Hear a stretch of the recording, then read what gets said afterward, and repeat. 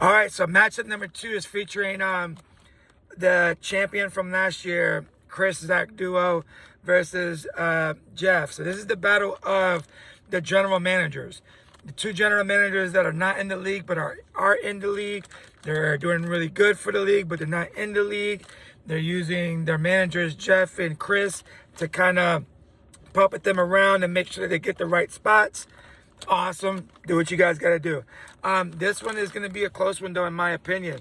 I think Jeff, with Lamar Jackson, MVP, the man, the face of the NFL, in my opinion, whenever you have him on your roster, you have a good chance to win week in and week out. My biggest point that I want to make for Jeff, though, is the starting of Dylan Sampson, the running back for Cleveland Browns. Great move, Jeff. I don't know if that was you or your son. Probably your son. Great move to him. And I think that's going to be the difference maker. On the flip side of this, Chris obviously has noodle arm, has him starting. I don't know why. Who's his other quarterback? Oh, because Purdy's out. So I guess you have to go with noodle arm.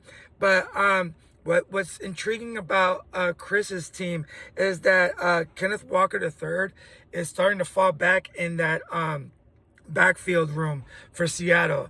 I feel like Charbonnet is starting to make a name for himself and really starting to eat into his workload. So I feel like Chris needs to talk to the general manager and figure out maybe a plan B situation just in case if Charbonnet takes over.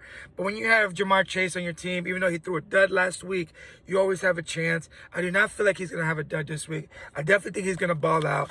And with that being, especially Brian Thomas too, because I think Brian Thomas had a dud as well. So I think that